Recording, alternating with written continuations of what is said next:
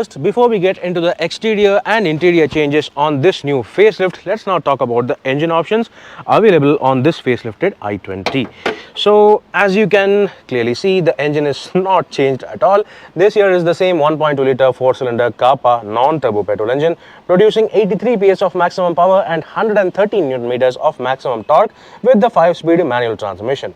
However, if you opt for the IVT CVT automatic version, which is exactly this same car, this engine produces 88 PS of maximum power, which is a slight bump in terms of performance. So yeah, anyway, I'll be bringing you a detailed drive review of this i20 IVT facelift 1 to judge how does it actually perform. Is it better than before? That said, this non-turbo petrol engine is currently the only engine available with the i20 facelift because the turbo petrol engine has been temporarily discontinued. But soon there will be an N-line version of this new facelifted i20, and I suppose that N-line version will be exclusively available with the turbo petrol engine, again with the DCT and IMT gearboxes. So if you want the non-turbo i20 facelift, then this is the only engine to have with the IVT or 5-speed manual transmission. So yep.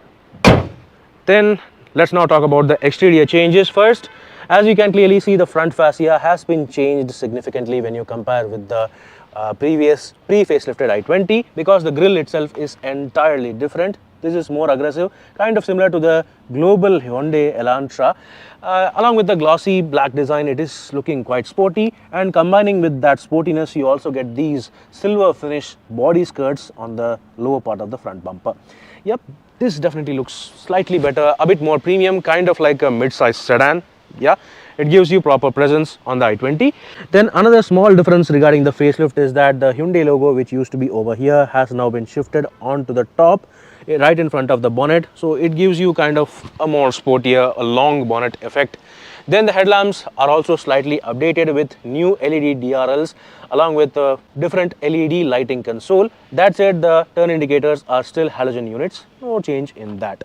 However, as you can clearly see, this car does not have fog lamps. Instead of a fog lamp console over here, you have air inlets for the air curtains which lead all the way up to the wheels right through the bumper for aiding aerodynamics, but still fog lamps are absent on any variant of this new facelifted i20, which is, I don't know, maybe it may be a minus for bad weather, but it is still all right because if these LED headlamps are actually good enough, then you don't need fog lamps, right?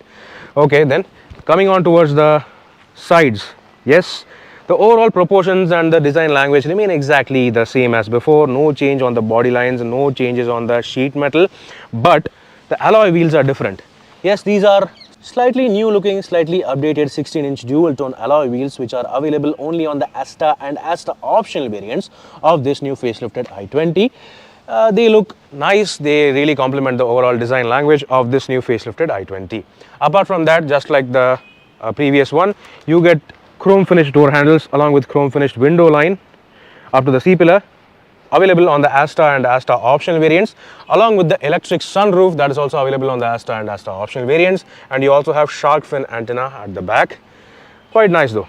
Okay, then coming on towards the rear, here there is not much of a change with respect to the lighting because you get the exact same Z-shaped signature LED tail lamps. There is no connected LED strip over here. Instead, you get chrome strip on the sports variant onwards. Yeah, and you also get Asta branding on the Asta and Asta optional variants, and only on the Asta and Asta optional variants you have this rear windshield wiper along with washer, whereas the rear windshield defogger is available from the sports variant itself. Then the major change on the rear part is that you get a dual tone glossy black and silver splitter kind of design on the rear bumper over here. This is the brand new design change on the rear bumper. Yes, this may divide opinions, but I think it looks all right. But yes, you have to keep this bumper clean, you have to clean it often because it is a glossy black element and fingerprints will be easily exposed. So yeah, that is one thing to be noted. So yes, these are the exterior changes on this new facelifted Hyundai i20. It looks a bit sportier than before, a bit nicer than before, but yes, it will definitely divide opinions with respect to the design changes. Let's now get inside the cabin to check out the interior changes. Now, once you open the driver door of this facelifted i20, you can immediately notice the difference with this facelifted version because the previous version had a completely black interior theme, whereas this new facelifted version has got a dual tone interior color theme combining black and mild grey, which lends this car an even more airier feel. Now this car obviously has got driver seat height adjustment available from the sports variant itself, so that is a good thing. Now even though this is the top spec variant, you don't have complete full leatherette upholstery. You get instead a partial leather and partial fabric upholstery. As you can clearly see, this part, the edge part of the seats are leatherette with piping and all, whereas the center part over here, the mild grey portion over here, is actually fabric with an interesting kind of pattern and design theme over here, along with the i20 branding on the seat back. Quite interesting, quite nice, but at the same time very airy. All right, getting inside the car now. As you can clearly see, the overall design layout and everything remains just exactly the same as before. No difference to the dashboard design, the overall layout and stuff, it remains exactly the same. However, this mild grey color is clearly visible on more areas, lending this car a bit more airier and more spacious feel. Now this steering wheel remains exactly the same with the flat bottom design. Only the Asta and Asta optional variants get the beautiful leatherette wrapping with the premium feel. Good thing is that all variants, right from the base level new era variant, provides you tilt and telescopic adjustment available as standard, so that is a good thing to have for better convenience. Then yeah, let's take a look at the doors. As you can clearly see, there is more grey over here instead of black, lending you a more airier feel. Now, the most significant bit on this door is that the front doors, especially of this new facelifted i20, provide you proper leatherette padding on the armrests. This was a feature absent on the previous version, and we had complained a lot regarding the absence of any soft touch material on this interior despite being a premium hatchback.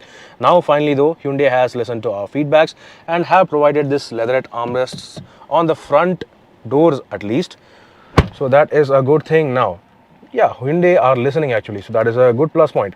Then coming to other normal features, everything else remains exactly the same, including the smart key access and push button start. The starter button is located over here. Let's start the car. Yeah, and this is how everything looks like. The keys though are now reminiscent of the Hyundai Verna. Yeah, you get two smart keys along with remote engine start as well, so that is a good feature to have on a premium hatchback, so that is also available. The keys are reminiscent of the Hyundai Verna.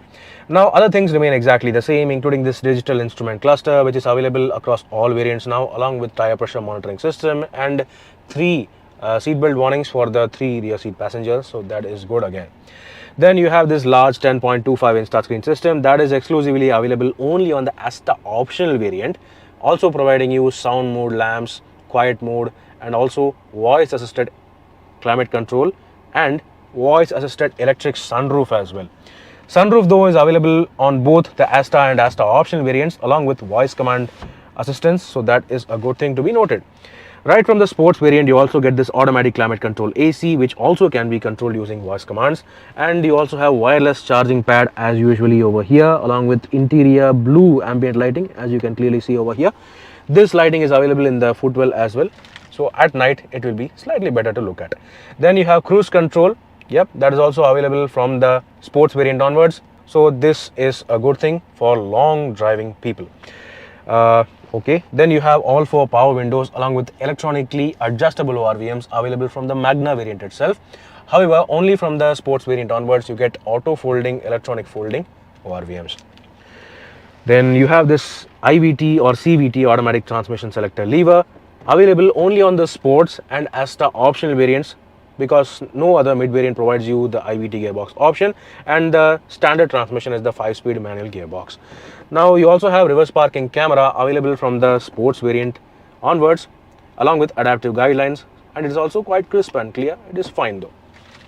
Then you have the usual center console with 2 cup holders, and all variants also provide this rather comfy and soft center armrest. However, only on the Asta and Asta optional variants you get the sliding adjustment for this armrest.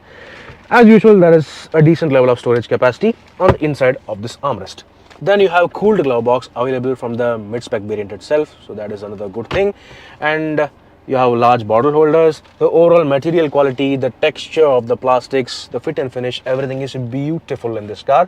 Then coming to the right side of the steering wheel, as you can clearly see, there are a couple additions in terms of buttons. Yes, ESP traction control along with hill hold are now standard across all variants, whereas only the IVT or CVT automatic variants also get this drive mode button. for which there are two drive modes. There is the normal and there is the sport. So I'll be able to check this out only if I drive the car. So let's wait for the drive review for that. Then you also have a DRVM feature where you can turn on the reverse parking camera if you are driving forward also. So that is also a good thing. So these are all the features on the dashboard. Then coming to the roof, you have the non-auto dimming manual switchable day-night IRVM. Strangely, even the top spec variant does not offer auto dimming IRVM. I don't know why. Then you have the BlueLink connectivity features integrated into the IRVM, including the SOS and other telematic buttons regarding the BlueLink connectivity system. As usual, I showed you the electric sunroof, and apart from that, you have the sunglass holder and two individual yellow cabin lamps for the front passengers, and you also have a vanity mirror only for the co-driver side sun visor. Okay, so these are all the features at the front over here. Let's now check out the rear seats.